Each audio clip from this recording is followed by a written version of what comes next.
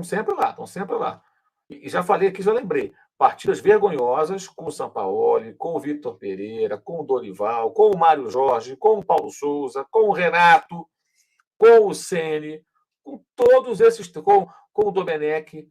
Gente, com todos os técnicos, o Flamengo teve partidas como a de hoje, com maior ou menor participação do treinador.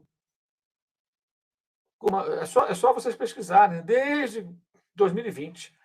Vira e mexe é uma flamengada dessas, com um elenco tão caro. Isso é um absurdo. Por que isso é tolerado? Por que isso é aceito? Não? Tem muito jogador caro e meia boca nesse elenco. Falou Mauro Dias, o Rafael Vieira. Time muito passado, um bloco na frente, ninguém no meio, a zaga não pareceu uma equipe. Parabéns, obrigado. Um abraço para o pessoal em Goiás. Valeu, Rafael. Obrigado a você e a todos aí em Goiás. Um forte abraço. Também com a gente aqui o Ralf Rangel. Eu não vi evolução nenhuma hoje. Também hoje era o time reserva. Hoje, Ralf, eu não esperava hoje uma evolução. Não é esse o time principal.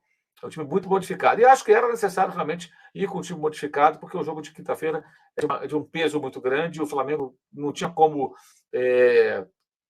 colocar força máxima hoje. Não só pelas suspensões, mas é uma coisa estratégica. Mas esse time que o Flamengo colocou em campo hoje deveria estar preparado para pelo menos competir. Hoje, aquele jogo, se faz um jogo ruim e tudo, uma ganha ali e tal, com raça, com vontade, com um mínimo de organização, competindo, você fala, pô, o time estava remendado, não jogou bem, mas ganhou. Pronto.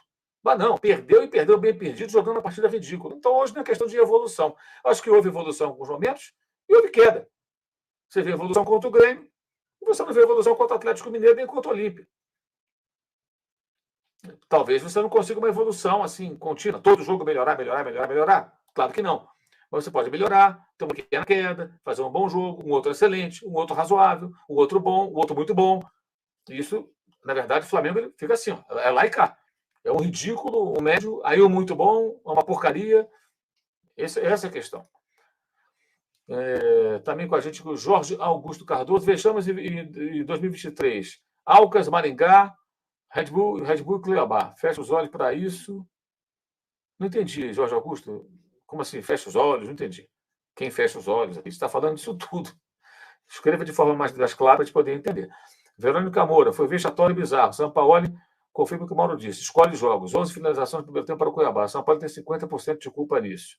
Eu concordo que ele tem a parcela de culpa razoável, bem grande. Mas não é só ele. Achar que é só ele... Gente, não era culpa só do Vitor Pereira? Não era culpa do Paulo Souza? Não era culpa do Rogério Ceni? Não era culpa do sei lá quem? Era culpa de todo mundo. E nenhum deles, os jogadores nunca têm culpa. É só, vamos pensar, gente. Sabe, a culpa é só dos técnicos que passam. Claro que eles têm responsabilidade, como tem méritos quando vai bem. Mas é culpa só deles. Será mesmo? Né? Agora, eu achei também que no primeiro tempo, o número de finalizações hoje do Cuiabá, na primeira metade, até uns 30 minutos, eram tiros de fora da área, até nem eram muito perigosos. Chutavam de qualquer lugar. Depois o time começou a criar e chegar com perigo. A partir daquela bola do Riquelme, que ele chutou meio sem ângulo, até que o Matheus defendeu no canto inferior direito, perto da trave, dali para frente, o time do Cuiabá começou a levar mais perigo e já no primeiro tempo merecia estar vencendo. Fez o primeiro gol com 30 segundos da segunda etapa. Ele Pontes com a gente, também o Batismo Bits também conosco, também com a gente aqui também do Clube de Membros, o Pedro Tavares, também do Clube de Membros, tem que montar o time todo. Se o Clube do Técnico fala que não escolheram as Copas só, os jogadores podem ter escolhido. Patético. A Rogéria Costa conosco também, sempre presente. Acha que estão querendo derrubar o técnico? Eu não vou dizer que é derrubar o técnico, estou dizendo que o time não se mobiliza e o time não atua, alguns jogadores não atuam com a concentração, com a dedicação que precisam apresentar.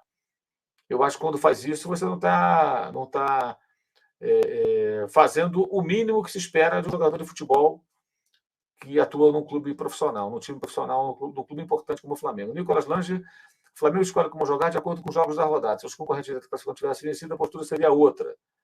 O Batismo de novo aqui agora com a mensagem. Certamente os jogadores estão cientes da crítica feita pela falta de mobilização, mas por que você acha que continuam jogando assim no brasileiro? Essa é uma pergunta que eles têm que responder.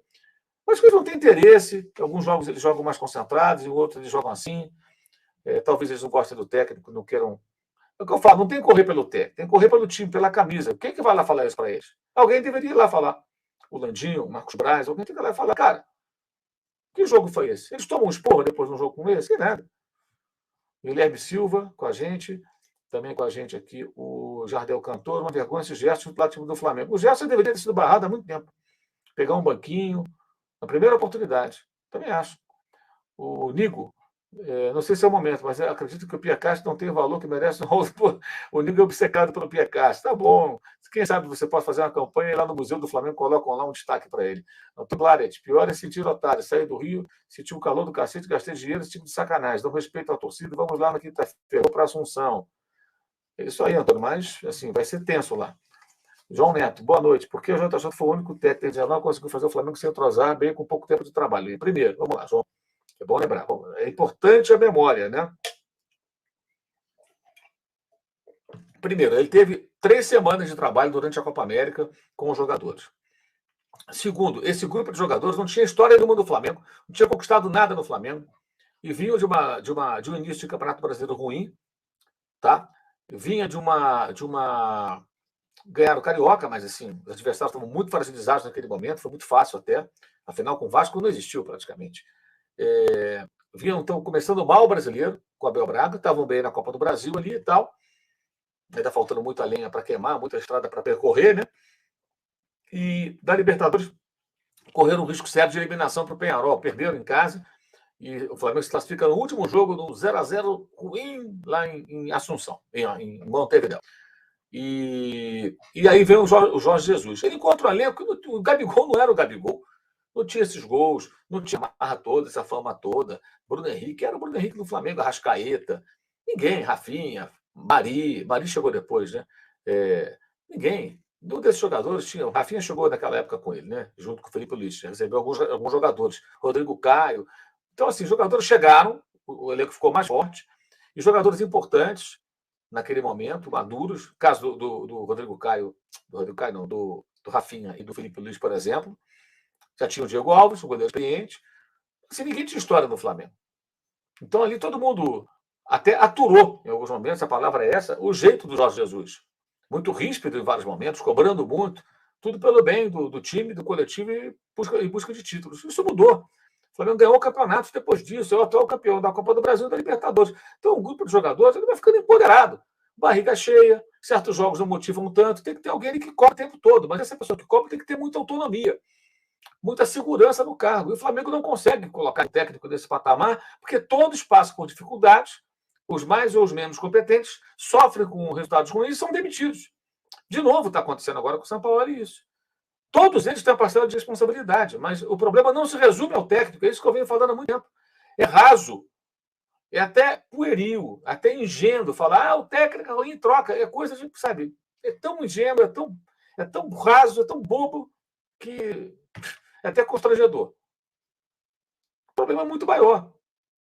É muito maior. Então, é o que eu vejo. Por isso, o São Paulo o Jorge Jesus era outro momento.